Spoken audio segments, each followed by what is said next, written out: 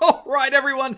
The big news of the day today is that liberals are themselves admitting that President Trump was not, in fact, impeached. I mean, if you thought things couldn't get worse for the Democrats, now their star witness, a Harvard law professor, has publicly acknowledged that the Democrats have thus far failed to impeach President Trump. We'll take a look at what's really going on here and how it all reveals just how clueless Nancy Pelosi and the Democrats really are. You're going to love this.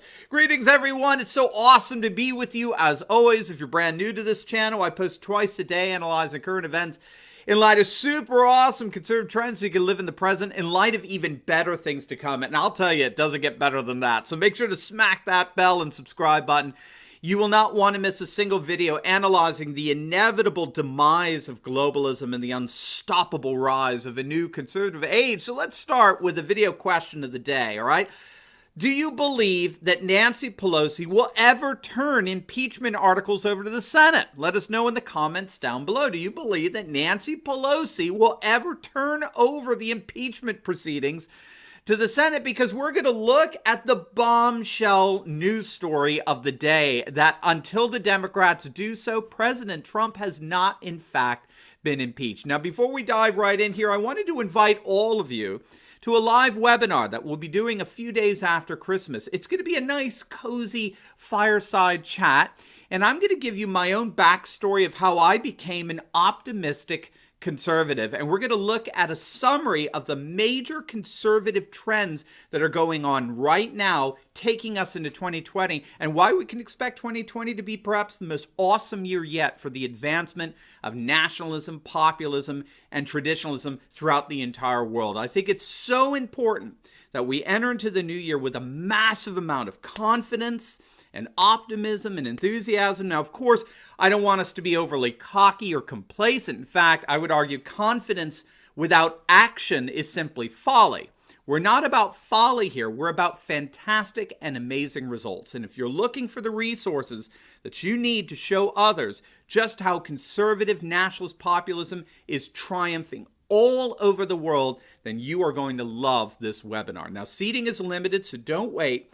Click on the link below and register to secure your seat, and let's make 2020 the best year yet for a new conservative age. All right, so let's dive right in here. The very legal expert that the Democrats called in to testify on their behalf to impeach President Trump during the proceedings has dropped a bombshell on them, all right? This is Harvard professor Noah Feldman, and he wrote an opinion piece for Bloomberg News that was just published the other day, and in it he notes that according to the process outlined in the Constitution, the Democrats have thus far failed to actually impeach President Trump. According to the framers of the Constitution, impeachment actually involves a two-step process. First, there has to be a vote to impeach in the House. And then those articles of impeachment that pass in the House have to be delivered over to the Senate for trial. That means that an impeachment is official only when the articles are transferred over to the Senate. Until then, there is no actual impeachment. How's that for a bombshell for all the Twitter libs that were celebrating Impeachment Day the other day? How's that for the Washington Post staff taking pictures of themselves celebrating what they called Merry Impeachmas and then subsequently denying that it ever happened, right? Yeah, this is pretty crazy development here. In other words, all the impeachment vote did was declare that there was enough evidence to indict. But until that indictment is sent to the suspect on the one hand, and the court where such an indictment would be tried on the other, until that procedure is carried out, there is no actual indictment. No one has been officially indicted. All you had was a grand jury saying, yeah, there's enough evidence to indict this person. But until those articles are actually delivered to the suspect and the courts, all it was a vote and nothing more. There was no official indictment. President Trump, as of today, has not been impeached. Now, here's what it all means for the Democrats. I mean, let's walk through this together because I can't think of anything more embarrassingly inept and incompetent here, okay? As I'm sure you all know, right after the impeachment vote on Wednesday, where not a single, let's remind ourselves, not a single Republican voted to impeach, and there were 3 Democrats who defected, one of whom has now become a Republican and has pledged his total loyalty to Trump. It's pretty amazing to see. And again, just briefly, gang, just imagine if this were the other way around. Can you imagine the press coverage of a Republican House trying to impeach a Democrat president with no Democratic support and at least 3 Republicans defecting and one actually becoming a Democrat in the process? Can you even imagine what the press coverage by the Marxist media would be like today? I mean, let that hit you. But right after the vote, Nancy Pelosi held an impromptu press conference where she giddily declared that she would not hand over articles of impeachment to the Senate until the Senate made guarantees that they would be impartial and fair. Now, besides the bald-faced absurdity of that demand, here she is standing at a press conference after a vote where not a single Republican voted to impeach. 3 of her own Democrats defected, one of whom switched parties. This is after weeks of kangaroo court proceedings by Adam Schiff and Jerry Jabba the Hutt Nadler. Not only did she have the gall to demand a process that her own proceedings betrayed, but as it turned out, Pelosi made a cardinal error of assumption in making those demands. And what was that error? Pelosi assumed that she had leverage over the Senate, precisely because she assumed that they had, in fact, impeached the president. Are you catching the absurdity here? Are you starting to see what an absolute moron Nancy Pelosi was standing up there? She assumed that she had leverage over the Senate because she assumed that she had impeached the president. But as it turns out, all Nancy Pelosi did was hold a vote that had no official consequence apart from her transferring the results of the vote over to the Senate. It turns out she has absolutely no leverage whatsoever over the Senate in the least. None. Zippo. Because until she actually turns over the impeachment proceedings to the Senate, she has not in fact impeached anyone.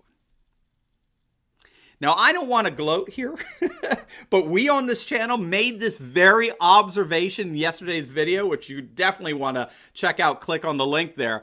We look at 3 ways in which the Democrats have doomed themselves in 2020 with this impeachment. And one of the arguments we made is that Nancy Pelosi has effectively rendered the Democrats obsolete for the foreseeable future. All the power now is being transferred over to the Republican-dominated Senate. And Nancy Pelosi tried to do what she was doing in her press conference, was to try to hold on to as much relevance as she could for as long as she could. That's why she wasn't turning it over to the Senate. Right? Not only would the Democrats in the House of Representatives be totally irrelevant from that point forward, but Trump would in turn be acquitted. Trump, we know, would be acquitted and the Democrats would be left with egg on their face. Trump now has the highest approval ratings of his presidency, while support for impeachment has imploded. The Senate would just be putting the cherry on top by acquitting him and proving that the entire process was one big waste of time and money. So what's happened is, Geraldo Rivera has pointed out in Fox News, what has happened is that the whole process has trapped Pelosi. That's the key. The process has trapped her. Pelosi was trying to negotiate a full-blown trial in the Senate with witnesses, calling on President Trump. And what she was trying to do is she wanted to undo the inevitability of acquittal in the Senate. So she was trying to make it more difficult for the president, to make it look like this was had more integrity. That she wanted to negotiate the terms, have witnesses and all that. But the process has betrayed her, because the only way she could do all that, have that leverage over the Senate, was what? If she had actually impeached the president. But until she hands impeachment proceedings over to the Senate, which nullifies all leverage, impeachment hasn't happened. So she has absolutely no leverage whatsoever in this entire process. The process has trapped her. So already President Trump is out there celebrating he has not been impeached. The New York Times has actually picked this up and saying that Trump hasn't been impeached. Geraldo Rivera is saying Trump hasn't been impeached. Fox is saying. What it really means is that Nancy Pelosi has lost control of these proceedings. She's yielded to the most radical left wing of her party.